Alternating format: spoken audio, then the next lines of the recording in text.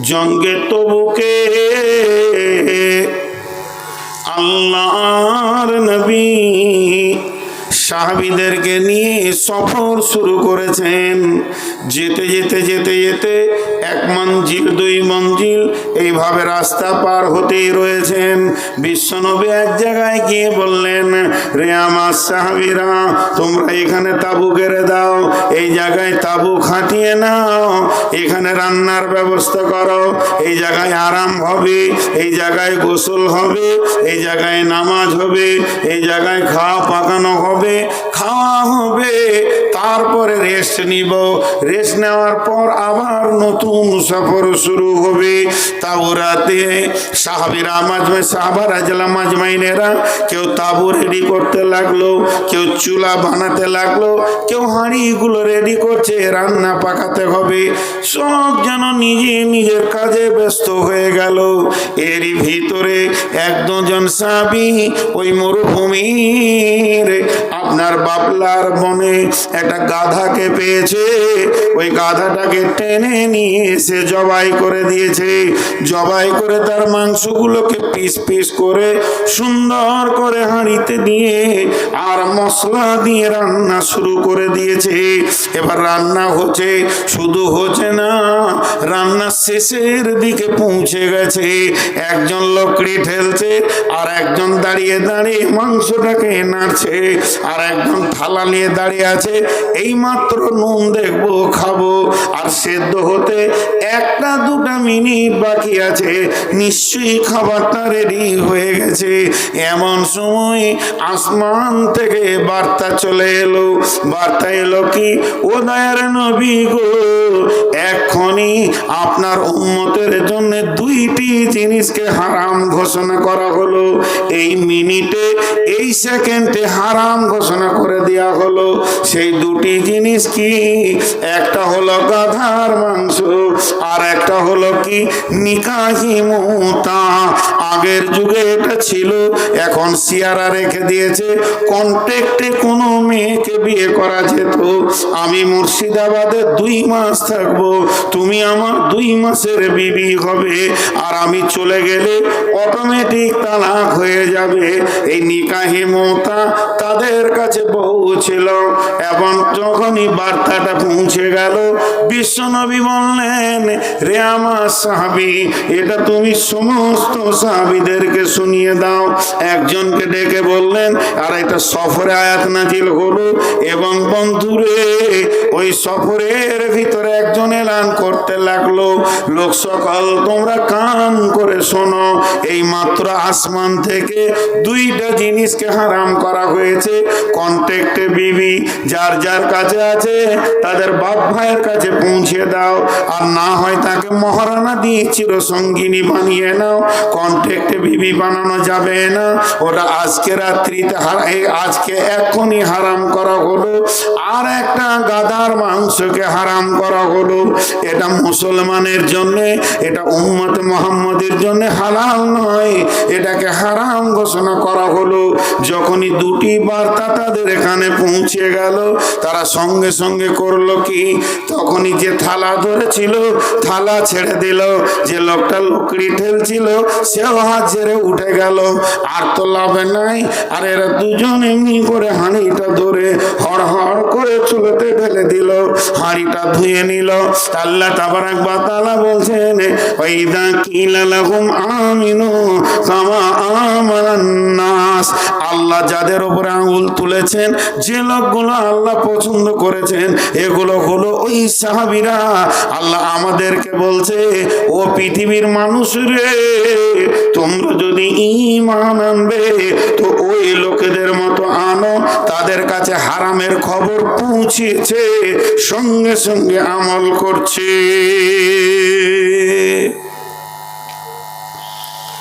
সুদ হারাম কখন জেনেছি, চলছে। নামাজ পড়তে হবে ফরজ, কখন জেনেছি, পড়ি না। হ্যাঁ, পর্দা করতেই হবে ফরজে আইন, কখন জেনেছি, পর্দা করি না। তাহলে সাহাবীদের সাথে আমাদের কত পার্থক্য দেখেন। শুনেছে সঙ্গে সঙ্গে ইতাআত করেছে। তিনারা বলেছেন সামি'না ওয়া আতানা, শোনা মেনে, ইতাআত কিয়া মেনে, যখনই শুনেছি তখনই আমলে পরিণত করেছি। তা আল্লাহ বলছে ঈমান আনবি তো ওদের মতো আন, ঈমান আনবি ওদের মতো আন। জি, অন্য কারোর মতো ঈমান লিব না। মদ হারাম শুনেছে, গ্লাসে ছিল ফেলেছে, হাঁড়িতে ছিল ফেলেছে, বাসনে ছিল ছুঁড়ে দিয়েছে, সঙ্গে সঙ্গে লাত মেরে দিয়েছে। আল্লাহ বলছে ওদের মতো ঈমান আন। জি, আজকে আমাদের ঈমানটা কেমন? এটাও চলছে ওটাও চলছে, এটাও চলছে ওটাও চলছে। আমাদের কাছে দলিল পৌঁছানোর পর আমরা দলিলকে কবুল করি না, আর সাহাবীরা দলিলকে কবুল করে নিয়েছেন। আরেকটু আগিয়ে যাই। মা আমার, বোন আমার, মহিলাদের পর্দা ছিল না। ইসলামের প্রথম প্রথম মহিলাদের পর্দা ছিল না। হযরত উমর বললেন, নবীর ঘরে যেমন অবাধ চলাফেরা চলছে, মানুষ যে যার ঘরে পারছে ঢুকে যেছে, এইটা যা অবস্থা চলছে, মনে হয় যেন আমার রব পর্দাকে ফরজ করে দিবে। আজকে যদি পর্দা জিনিসটা না থাকতো তো কে কার জমি চাষ করত এবং কে কার জমিতে পানি ঢেলে দিত, এ খবর পৃথিবীর মানুষ খুঁজে পেত না। যে জাতিদের ভিতরে পর্দা নাই, দেখেন গা কি আচরণ চলছে, ভিতরকার খবর। তো হযরত উমর এটা একটা আশঙ্কা করলো, আয়াত নাজিল হয়ে গেল পর্দার। মা বোন কান করে শুনেন, আয়াতটা কখন নাজিল হলো? এশার নামাজের পর। এশার নামাজের পর জিবরাইল আমিন এলেন, আসার পর আল্লাহর নবীকে বলে চলে গেলেন, পৃথিবীর মুসলিম মেয়ে যারা কালেমা তাইয়্যিবা পড়েছে, কালেমার শাহাদাতের সাক্ষী দিয়েছে, তাদের জন্য পর্দা ফরজে আইন। আচ্ছা, এশার নামাজের পর একটা নতুন খবর এসে, মদিনায় কেউ শুনেছে কেউ শুনে নাই। বাইয়েনা কাকে বলে দেখেন, দলিলটা কারো কাছে পৌঁছিয়েছে কারো কাছে পৌঁছায়নি।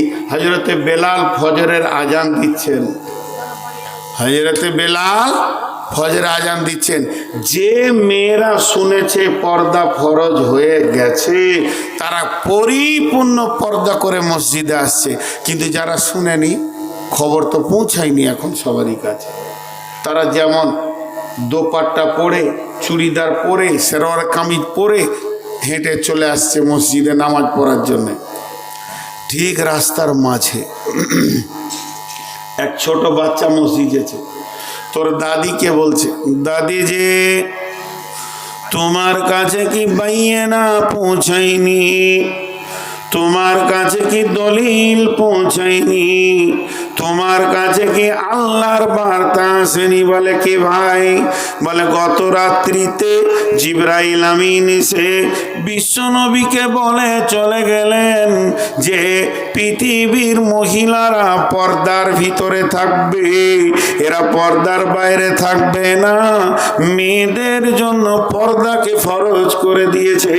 তো মেয়েটি কেমন, ওর চালন কেমন, ওর চালচলন কেমন, ওর মিজাজ কেমন, ও আমার মা, আমার বোন, একটা মিনিট খালি কান করে শুনেন।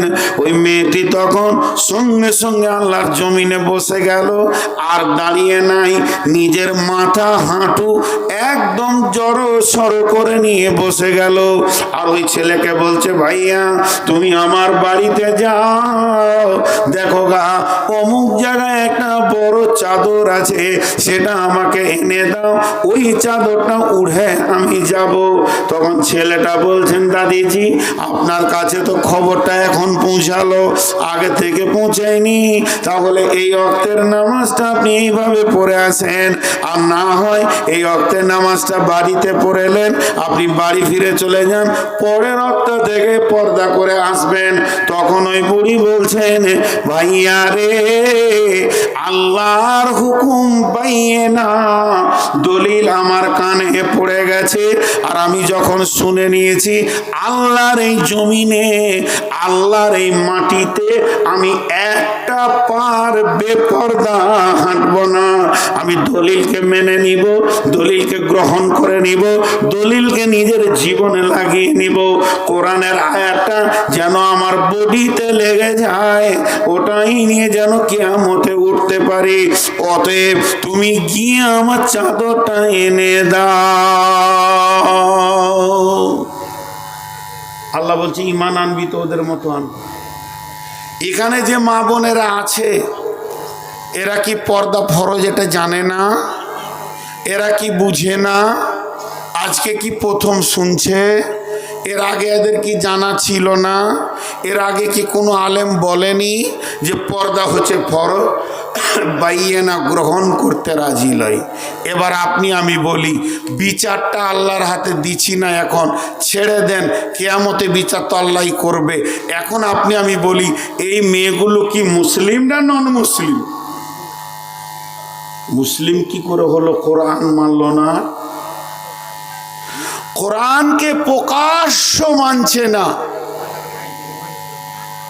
তাহলে এদেরকে কি বিচারে ফেলবেন? আমি নন মুসলিমও বলছি না, কালেমা শাহাদাতের সাক্ষী দিচ্ছে, তাহলে এরা কোন গ্রুপে পড়বে তাল পেছি না। এদের গ্রুপটা খুঁজে পেছি না। কালেমা শাহাদাতের সাক্ষী দিচ্ছে, আল্লাহকে আল্লাহ বলছে, রসুলকে রসুল বলছে, দিনকে ইসলাম বলছে, আর কিছু মানছে না। তাহলে এরা কোথা গেল? এর নাম বাইয়ানা লাই। মা বোন, আর একটা ঘটনা শোনাই। খালি দলিল কাকে বলে দেখেন। আল্লাহ কি এমনি বলেছেন যে তোরা ঈমান আনবি তো ওই লোকেদের মতো আন? সেই লোকগুলি কে? ওই লোকগুলিকে খুঁজে বের করা হচ্ছে এখন। আবু জাহেল নামটা শুনি মনে হচ্ছে যেন একটা বিরাট দামি লোক। আবু জাহেলের বেটার নাম হচ্ছে একরামা। একরামা বিন আবু জাহেল, সে বাপের যোগ্য বেটা। বাপের যোগ্য বেটা বলতে কি বুঝেন? মানে আবু জাহেল যত খবিস তার 1.5 খবিস ওর বেটা, তার মানে বাপের যোগ্য বেটা, ইসলামের প্রকাশ্য শত্রু। তো আবু জাহেলের বেটার স্ত্রীর নাম উম্মে হাকিম। আসলে ওর নাম উম্মে হাকিম নয়, নাম অন্য আছে। হাকিমের মা, ওর বেটার নাম হাকিম, ওই জন্য ওকে হাকিমের মা বলে ডাকে। বেশ কিছু মেয়েদের নাম বিলুপ্ত হয়ে যায় বিয়ের পর, নাম কুলসুমা, কিন্তু ওর ছেলে পিলে হয়ে গেছে, একটা নাম রেখেছে জহির।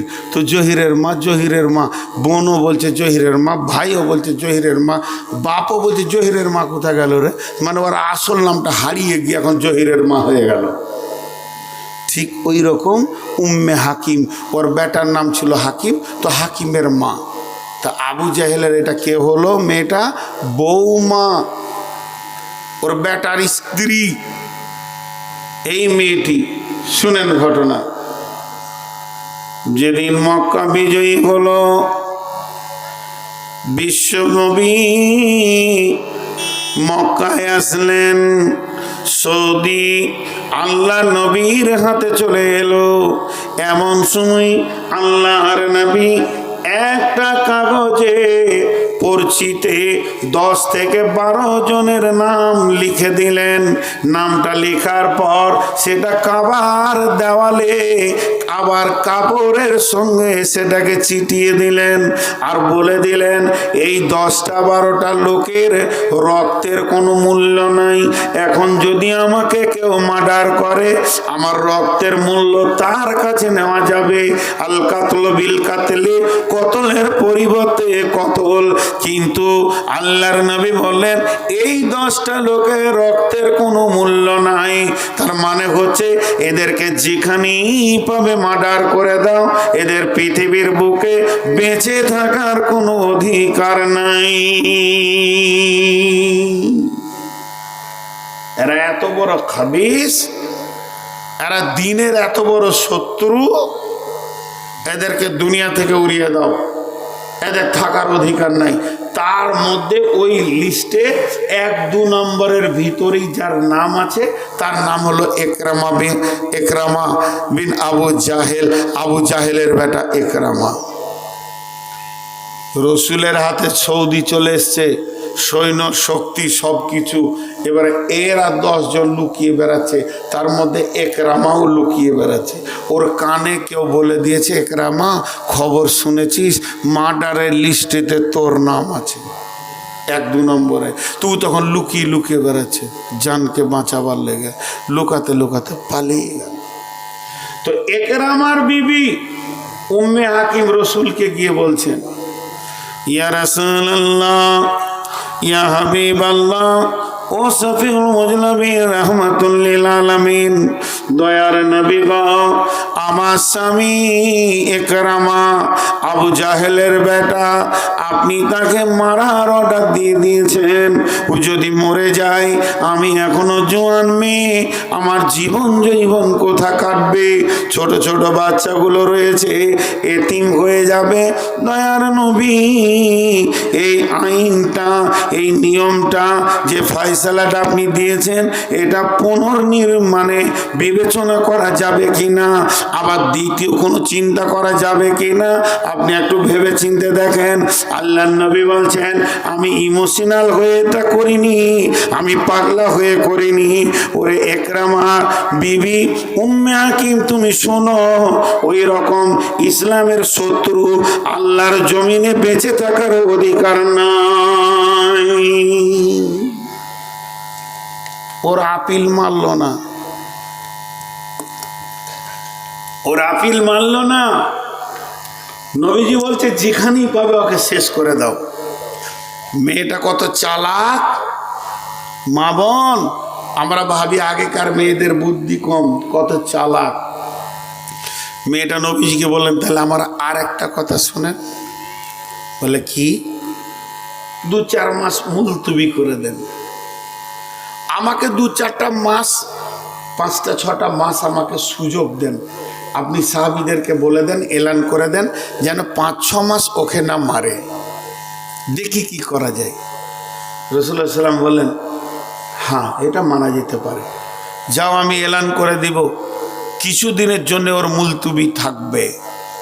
এই কথাটা যখনই বলে দিল, ও বের হয়ে গেল স্বামীর খোঁজে। আজকের যুগের মোবাইল নয় যে কোথা আছে পেয়ে যাব, শহরে শহরে একরামা একরামা স্বামীকে খুঁজে বেড়াচ্ছে। খুঁজতে খুঁজতে খুঁজতে খুঁজতে শামে চলে গেছে। আরবের মক্কার লোকেরা শামে বেশি জোয়াশা করতো, বেশিরভাগ তাদের আড্ডা ওখানে হতো, তাই চলে গেল। তো মার্কেটে চিল্লাইছে, একরামা। তখন ওর কাছে ভিড় লাগিয়েছে। কি হলো জি? ওই মেয়ে ছেলে, তুমি চিল্লাইছো কেন? বলে, আমার স্বামীকে খুঁজছি, ওর নাম একরামা। তোমাদের এই শহরে কোনো বাইরের লোক আছে? মক্কা মদিনার লোক আছে? তো লোকগুলো বলছে, একটা বাইরের লোক আছে, এই গলির ভিতরে চলে যাও, ওই দোকানে কাজ করছে, দেখো গা তো ওটা তোমার কেউ আছে নাকি। চলে গেল মেয়েটা, ঠিক দোকানে গিয়ে দেখছে, হ্যাঁ স্বামী কাজ করছে। স্বামীকে গিয়ে বলছে, স্বামী আমার, চলো ফিরে যাই নিজের দেশে। স্বামী বলছে, বিবি রে, স্বামী আছি তো বেঁচে আছি, মক্কায় গেলে জীবনে শেষ হয়ে যাব, আর বেঁচে থাকবো না। বিবি বলছে, স্বামী রে, তোমাকে বাঁচানোর জন্য আমার জান পেরেশান লেগে আছে, অতএব চলো ফিরে যাই। আমি নবীজির কাছে মুলতবি চেয়ে নিয়েছি, তুমি আমি ফিরে যাব, তারপরে যা ঘটবে চলো। ঠিকই বলছিস তো? বলে, হ্যাঁ চলো। হাঁটতে শুরু করলো ওরা মক্কার দিকে। হাঁটতে হাঁটতে হাঁটতে হাঁটতে সূর্য উঠলো, সূর্য ডুবে গেছে। তখন একরামার বিবিকে বলছে, স্বামী স্ত্রী আর কেউ নাই, বিবি, বিবি রে, ক্লান্ত হয়ে গেছি, এই গাছের নিচে চাদরটা বিছাতো, একটু শুভ। তো 2টা চাদর আছে, একটা চাদরকে বিছিয়ে দিয়ে আর একটা চাদরকে বিছাইছে 2 হাতের দূরে। তখন একরামা বলছে, বিবিরে, স্বামী স্ত্রী শুবে, তারা আরাম করবে, এর জন্য কি বিছানা দূরে হয় না, এর জন্য বিছানা কাছে কাছে হবে? কতদিন তোমাকে ছেড়ে থেকেছি, কত মনের কথা, কত কৌতূহল, কত ভয়ে ভয়ে জীবন কাটাচ্ছি বিবিরে। তোমার কাছে কত জানার আছে মক্কার কথা, তুমি আমার কাছে কত কি জানবে, কেমন করে দিনগুলি পার হয়েছে বিবিরে। দুইজন পাশে পাশে থাকবো, কত আলাপ হবে, কত আলোচনা হবে, কত প্রেম প্রীতির আলাপ হবে। ও মা আমার, বোন আমার, মেয়েটি কেমন, মেয়েটি কেমন, মেয়েটি কত বড় ইমানদার। সঙ্গে সঙ্গে স্বামীকে বলছে, স্বামী আমার শোনো, আমি তোমার কাছে আর শুতে পারি না, তোমার সঙ্গে আমার পার্থক্য রয়েছে বাইয়ে না, দলিল চলে এসেছে, এখন আমি আর তোমার কাছে শুতে পারবো না। তার কারণ হচ্ছে বিশ্বনবী মক্কায় এসেছেন, আমি বায়াত হয়ে গেছি, আমি কালেমা পড়ে নিয়েছি, আমি কালেমা শাহাদাতের সাক্ষী দিয়েছি, এখন আর আমি মুশরিকা নাই, এখন আর আমি কাফেরা নাই, এখন আমি মুমিনা মেয়ে হয়ে গেছি, আল্লাহ ওয়ালি হয়ে গেছি। আর একটা মুমিন মেয়ে কাফের ছেলের সঙ্গে মিশতে পারে না। বিবিরে, তুমি স্বামীরে, তুমি আর কোনো চিন্তা করো না, চলো দুজনেই মক্কায় যাই, মক্কায় গিয়ে তুমি রসুলের কাছে জীবনের তওবা করবে, নতুন করে কালেমা পড়বে, নতুন কালেমা হয়ে যাবে, তোমাতে আমাতে আবার নতুন বাসর ঘর সাজিয়ে নেব, তার তো কোনো চিন্তা নাই। এখন এক জায়গা যাওয়া যাবে না, এখানে মধ্যখানে দলিল কাজ করছে বাইয়ে না। কেমন মেয়ে এখানে আসলো, মক্কায় পৌঁছিয়ে কালেমা পড়লো, রসুলের হাতে হাত দিয়ে বায়েত হলো, সেই ইকরামা আবার হাদিস বর্ণনা করেছে। কেমন মেয়ে, তারা দলিলকে কিভাবে মেনেছে। জি, নামাজ ফরজ আমরা জানি না, শুধু জুমার দিন নামাজ পড়লে ও নামাজি লয়, এটাও তো জানি, তবে কেন দলিল মানছি না? আমরা নাজাত পাবো? আল্লাহ বলছে ওদের মতো হ। বিশ্বনবী এই দলিল দিয়ে ইসলাম নামে জিনিসটা তৈরি করেছেন। আমি একটা উদাহরণ দিব আপনাদেরকে, যে এই রাস্তায় মোটরসাইকেল আপনি যাচ্ছেন ঔরঙ্গাবাদ, যখনই আপনি ব্যাংডুবি ঔরঙ্গাবাদ যাচ্ছেন আর মার্কেটের ভিতরে গাড়িটা যাচ্ছে, বড় বড় ফার্নিচার্সের দোকান আছে, আপনি আর আপনার দোলাভাই দুজনেই যাচ্ছেন, ঘুরছেন, খালি ভাগ্নির বিয়ে হবে, একটা খাট দরকার, তো সুন্দর একটা ফার্নিচারের দোকানে গিয়ে দেখছেন কি সুন্দর কাঠের ফার্নিচার, ফুলগুলো মনে হচ্ছে জীবিত ফুল, লতা পাতাগুলো মনে হচ্ছে জীবিত, এত সুন্দর করে মিস্ত্রি বানিয়েছেন। তো আপনি তখন দাঁড়িয়ে দাঁড়িয়ে খাটের প্রশংসা করছেন, খাট বটে, দারুণ দারুণ, এ খাট, এটাই আমার পছন্দ, দাম যা লাগে আমি খাটটা কিনবো। মিস্ত্রি তখন মুচকে মুচকে হাসছে, বলবি তো যে খাট ভালো, কিন্তু ওটা আসলে কি খাট? পরে হিসাবটা দেখেছো কি করে খাট হলো, তোমার পছন্দ কি করে হলো? ইতিহাসে চলো, ওটা এখন খাট, 1 মাস আগে ছিল কাঠ, তার 1 মাস 2 মাস আগে ছিল গাছ, এখন খাট, তার আগে ছিল কাঠ, তার আগে ছিল গাছ। ওই দিক থেকে আসেন, প্রথমে গাছ, তারপরে কাঠ, তারপরে খাট। এসি ঘরে গাছও ঢুকায় না কেউ, এসি ঘরে গাছকে কেউ ঢুকায় না, কাঠও কেউ ঢুকায় না, কিন্তু ঢুকায় কাকে? খাটকে। তো খাট হয় কখন? একটা মিস্ত্রিকে সঙ্গে করে নিয়ে গেছে, মিস্ত্রি গিয়ে নদীর ধারে পেচ্ছাপ পায়খানা নোংরা বাঁশ গাছের ঝোড়ের ও ভিতর দিয়ে সেগুনের গাছটা দাঁড়িয়ে আছে। তো মিস্ত্রি এমনি করে দেখছে তোর মগজে কতগুলা জিনিস এলো, করটা কোথা মারবো, কোন সোজা করে ওকে ফালি করব, তারপরে কত নম্বর কাঠ বের করব, কত সাইজ বের করব। আপনি আমি দেখছি গাছ আর মিস্ত্রি দেখছে খাট।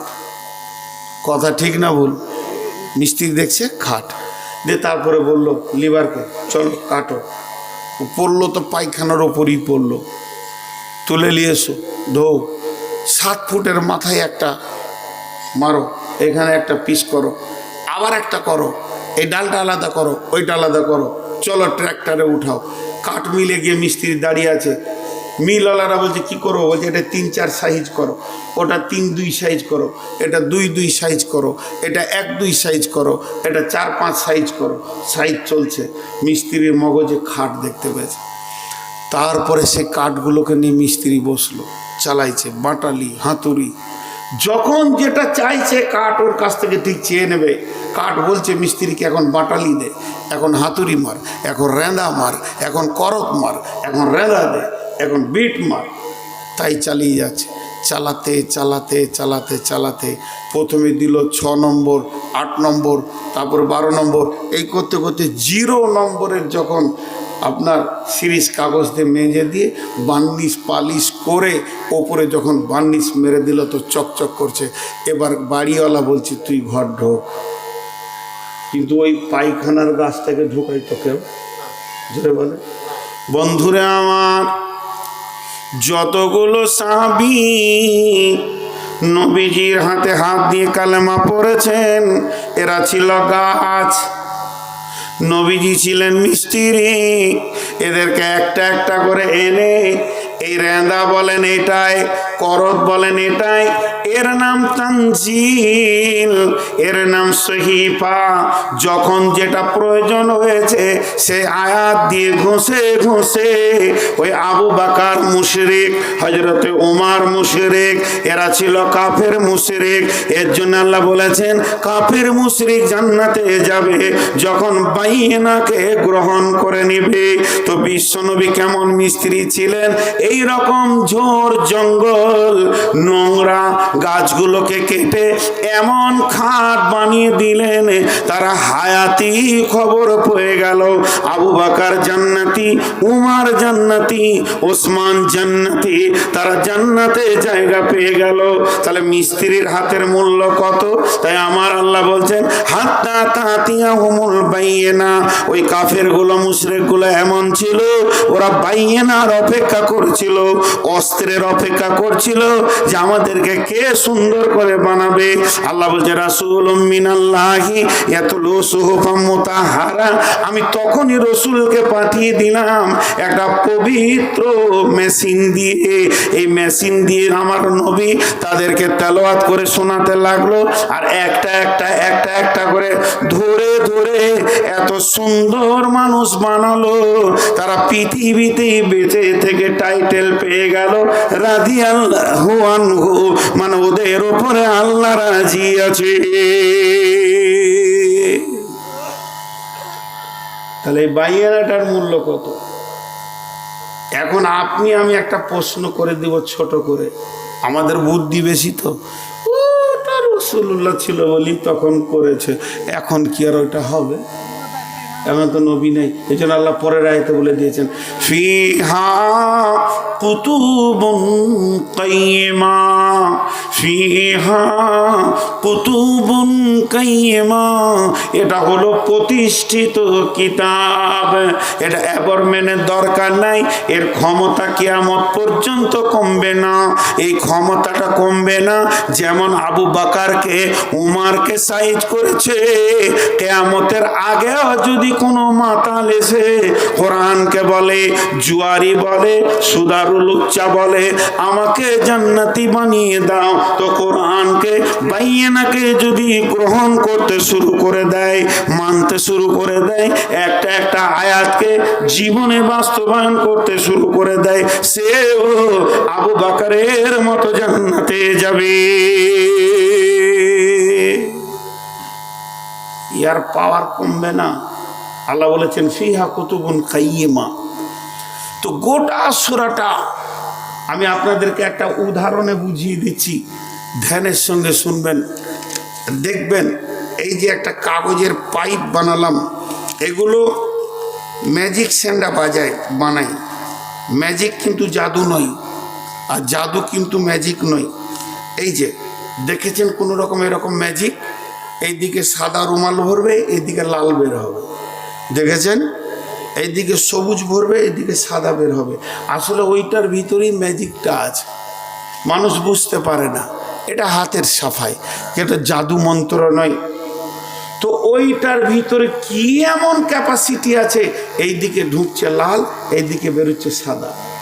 তোমার আল্লাহ বলছেন এই বাইয়ানাটা কেমন, এই বাইয়ানাটা কেমন, কেউ যদি এসে এইদিকে ঢুকে মাতাল, চোর, লম্পট, সুদারু, জুয়ারি, লোচ্চা, রান্ডি, বেশ্যা হয়ে, আর যদি একে গ্রহণ করে, এর ভিতরে চলতে চলতে যখন শেষ দিকে বের হবে তো আল্লাহওয়ালা হয়ে বের হয়ে যাবে, আল্লাহ রাজি হয়ে যাবে, জিন্দেগি চেঞ্জ হয়ে যাবে।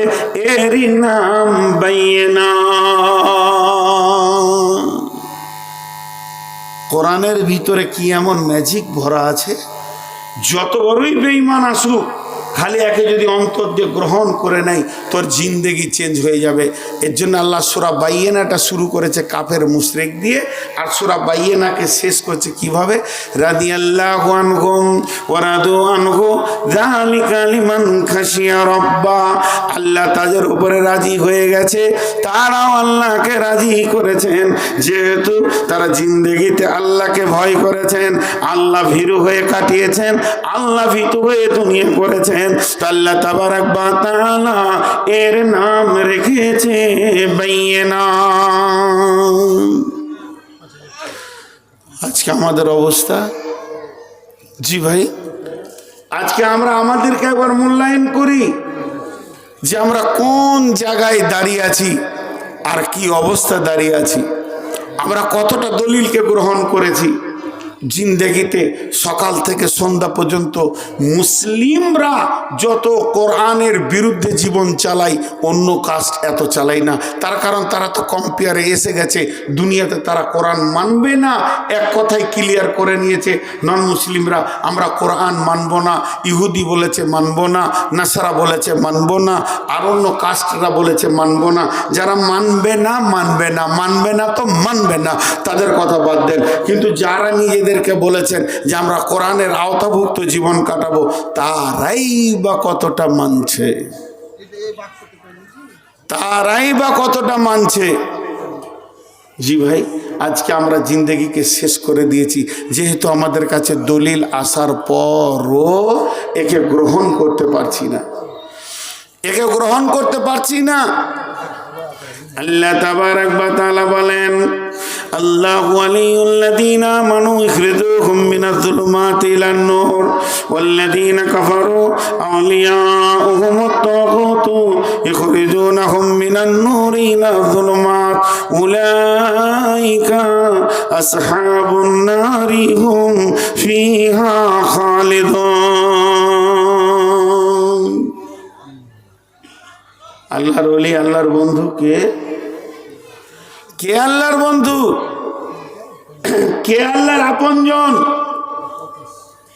কে আল্লাহকে ভালোবাসে? আল্লাহ বলছেন তাদের গুণ হবে ইখরিজুহুম মিনাজ-যুলুমাতি ইলান-নূর, তারা অন্ধতাকে পায়ে করে সরিয়ে দেবে, তারা আলোকে গ্রহণ করবে।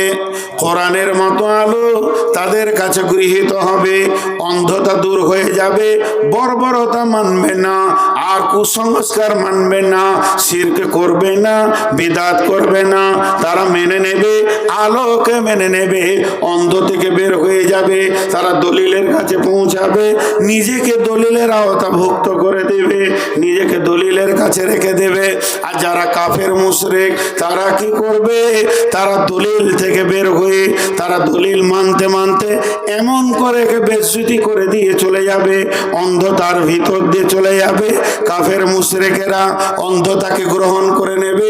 আল্লাহ তাবারাক ওয়া তাআলা বলছেন, দলিল মানবে তো জান্নাতে যাবে, দলিল না মানবে তো উলাইকা আসহাবুন নার হুম ফিহা খালিদুন, তারা জাহান্নামের আগুনের ভিতরে ঢুকবে। জি,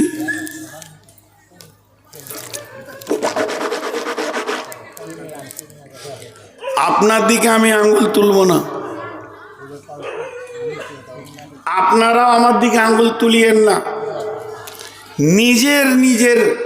নিজেকেই প্রশ্ন করি সবাই এমনি করে, নিজেকেই প্রশ্ন করি যে আমার জিন্দেগিটা কোরআনের ওপরে চলছে তো? যদি চলছে শুকরিয়া আলহামদুলিল্লাহ, আর যদি না চলছে তার রাস্তা কি আছে? যদি চলছে তো শুকরিয়া আলহামদুলিল্লাহ, যদি না চলে তার রাস্তা কি আছে? তার রাস্তা কি আছে এটা খুঁজে বের করি। ভাইয়া, একটু আমরা চিন্তা ভাবনা করি না।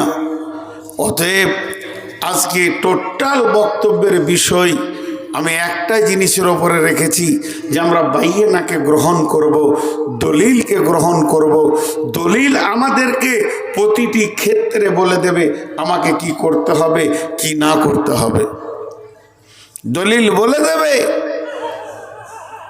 আল্লাহ যেমন বলছেন, ইয়া আইয়ুহাল্লাযীনা আমানু কুলু কাওলান সাদীদা ইসলিহ লাকুম আমালাকুম ওয়া ইয়াগফির লাকুম যুনুবাকুম ওয়া মান ইউতি'িল্লাহা ওয়া রাসূলাহু ফাকাদ ফাযা ফাওজান আযীমা। হে ঈমানদারেরা, তোমরা জবানকে ব্যবহার করো সত্য এবং নরম কথার ভিতর দিয়ে, সত্য এবং নরম কথায় ব্যবহার করো, কাউকে কষ্ট কটাক্ষ কথা বলিও না। এইভাবে যে কোরআন আমাদেরকে প্রত্যেকটি ক্ষেত্রে দলিল দিচ্ছে, খেয়াল করে দেখেন। আর আমরা যদি গ্রহণ করতে পারি একদিন সোনালী মানুষে পরিণত হব ইনশাআল্লাহ। তাহলে পরিস্থিতি ঠান্ডা, লোকজন চলে গেছে, মন ভেঙে যাচ্ছে, বিধায় আজকের সমাপনী দিচ্ছি এই কথাটাই বলে যে আজকে আমরা যেন পরিপূর্ণ দলিলকে মেনে চলতে পারি ইনশাআল্লাহ। আল্লাহর দেওয়া কোরআনকে নিজের জীবনের রাস্তা বলে গ্রহণ করে নিতে পারি। যদি এই বাইয়েনাকে গ্রহণ করে নিই তো আল্লাহ আমাদের রাস্তাকে ক্লিয়ার করে দেবেন ইনশাআল্লাহ। তবে পরিশেষে আমি এতটুকুই বলবো, যে কটা লোক বসে আছেন খালি একবার মুসাফা করে যান। বেশি লোক নাই যে ভিড় লাগবে। হ্যাঁ, এখানে ওই 20 টাকা করে বই আছে, তো চলে গেছে তার কে নিবে বই? বইগুলো খুব ভালো বই ইনশাল্লাহ, মক্কা এবং মদিনার ফজিলতের উপরে লেখা আছে। যদি কেউ নেন এখানে 20 টাকা করে দিয়ে নিতে পারেন। আর আপনারা যার কাছে যা আছে কিছু দিয়ে যান, আল্লাহর ওয়াস্তে দিয়ে যান, আল্লাহর মহব্বতে।